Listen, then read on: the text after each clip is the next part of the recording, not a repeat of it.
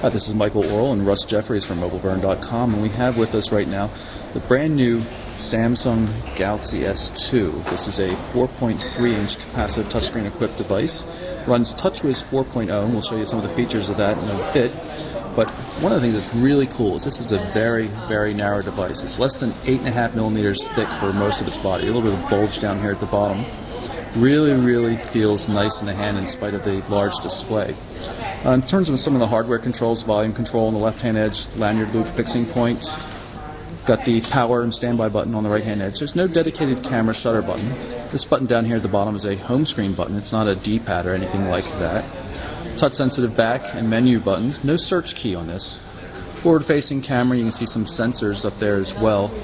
On the back, we've got a 8-megapixel camera that can record 1080p video and has a LED flash. 3.5 millimeter headphone jack up top, and on the bottom you can see the micro USB port we're using for power right now. We're going to show you some of the new home screen features in TouchWiz 4.0. So you long press this home screen to bring this up. You can actually switch between panels here. Samsung has effectively brought back the widget tray from the earlier versions of TouchWiz, so you can move through and then grab one and drop it on there.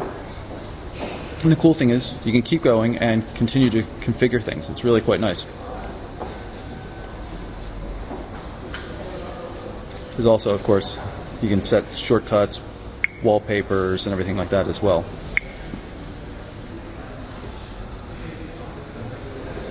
If you long press the home screen button here, of course, you get the same access to recent applications in the task manager like you've seen on other recent Samsung devices. You can kill off tasks that way. Go back into the main menu, see what's there. Got edit mode, so you can, of course, rearrange everything.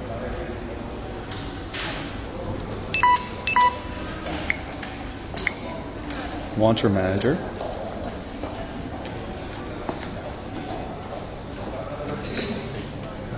You can make new pages in the main menu that way. Pinch gesture for pulling up access to all the different home screen panels so you can quickly jump from one to the next. Now, this is a 4.3-inch display. It's a Super AMOLED Plus display. I'm not sure what the plus means, but it's a really beautiful display. Resolution same as on the previous Galaxy S devices. It's still wide VGA, 480 by 800 pixels, but definitely very pretty, very sharp, small pixels. Forward-facing 2-megapixel camera there for video chatting, 8-megapixel, of course, on the back. If I pop off the rear panel here, you can take a look at where the battery compartment is, and that's a 1500 milliamp hour battery, just like on the original Galaxy S. A micro SD memory card slot there as well, and of course the SIM card slot.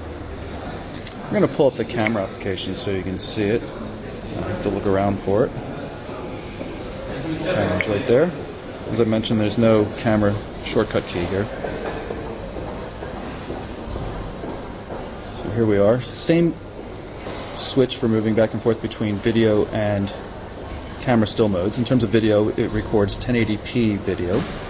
8-megapixel stills, naturally. Convenient controls here for the camera. More settings.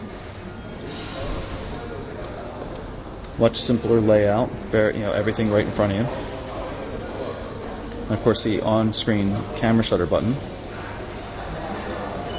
Long press and hold on to it so you can recompose, and when you release the button, it takes the photo. This gives you access to the gallery, of course.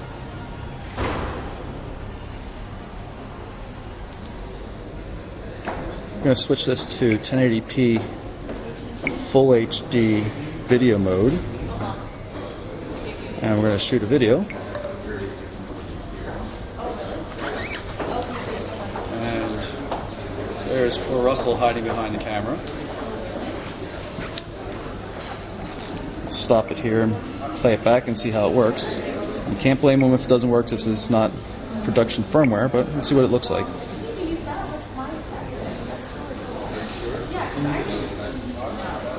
It's not looking too bad. I'm going to show you the lock screen here. It's really kind of cool. Notice it bobs around like that, suggesting that you can swipe it. Now watch what happens as I grab it and start moving it. If fades in and out. It's a really cool effect. So there you have it. That is the new Samsung Galaxy S2. Nice dual-core processor-equipped Android 2.3 Gingerbread smartphone. Very, very thin, very good-looking, and a really brilliant display. So again, Galaxy S2 from Samsung. I'm Michael Orrell with Russ Jeffries for MobileBurn.com.